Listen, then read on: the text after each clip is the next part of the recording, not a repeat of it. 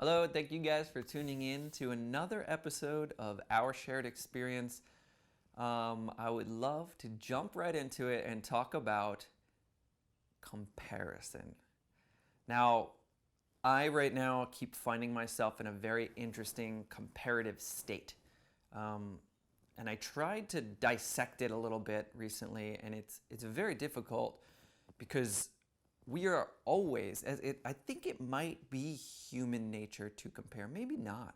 I always try to think about like why we do things as humans, or why I'm doing something, or innate feelings, whether it's sexual or mental, and tie it back to our earliest stages. Why, as a caveman, would I want to think this way? And with comparison, it's like, if I was a caveman trying to, I don't know, just hunt, right? And then I look over at my buddy or another caveman is sitting there and throwing a spear, and I'm like, well, I don't have a spear, I just have a rock. I'm going to compare and contrast like my level of skill in hunting to his. And I think in that sense there's value in comparison. And I'll say, when I started this conversation, I definitely wasn't going to go, hey, comparison's good. And I still don't think it is, but I think there's elements of it that help us grow as people.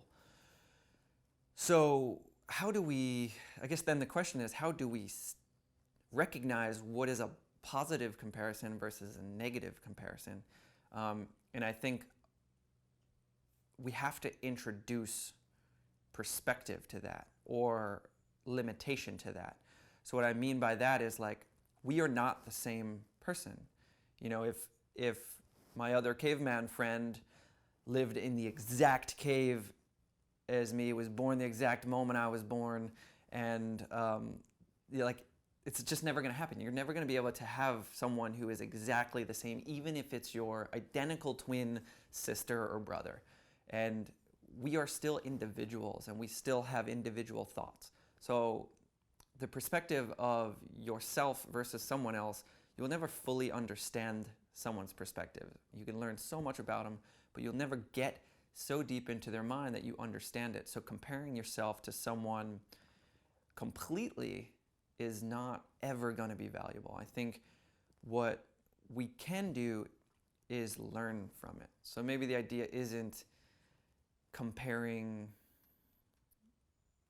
for the sake of checking in on yourself, right? It's never like, am I as good as that person? Am I as capable? I don't know. This is such a hard thing. And I hope you guys are taking these pauses that I'm giving you to like have your own thoughts on it, and whether you're feeling like it is or not a good or bad thing. What I don't want to do is compare myself to anyone. And recently I've been having this issue where I'm looking at other parents, other people that I know from around the world that have recently had babies, and not just comparing myself, but comparing my child who's 5 months old and his development level to other people's. And I'm very excited because my son River is doing some incredibly advanced things. Like, I'm reading books where, like, at 8 months he should be able to sit up on his own and for 3 to 5 minutes. He's been doing it for a month now. He's only 5 months old, so at 4 months he was doing something an 8-month-old was. So you find yourself being like, is this normal? Oh my God, this is exciting. He's advanced. But you're comparing to someone else instead of embracing and being excited about the moment of what is actually happening. So I guess then the question becomes, like, can I be excited about something if I don't have something to compare it to? Can I just be happy that he's progressing? Or is the value of knowing that what he's doing is above average, is that making it more exciting? And I don't actually have the answers. I'm thinking through this all right now, but I think it's fun for me as a parent and father to know that there's some advanced stuff coming through, and to have other people be like, wow, I can't believe he's doing that already. But at the same time, does it take away something from the experience in itself? And I don't know. I really don't. I think a lot of times we use comparison as a negative, right? If it could go the other way. Let's just say, you know, he's 8 months and just doing this stuff, and it says that he's supposed to be doing it at 4 months.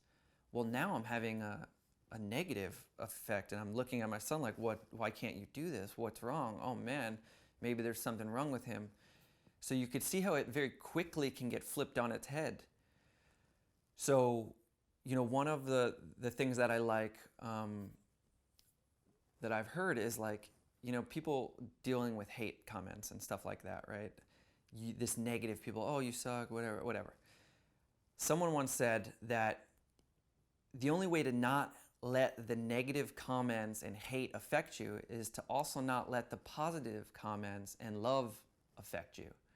And that seems like, wait, what? You're not gonna...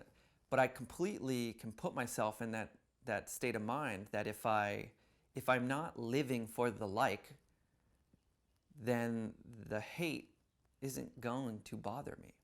So then we have to really adjust ourselves to go like, well, what do I want?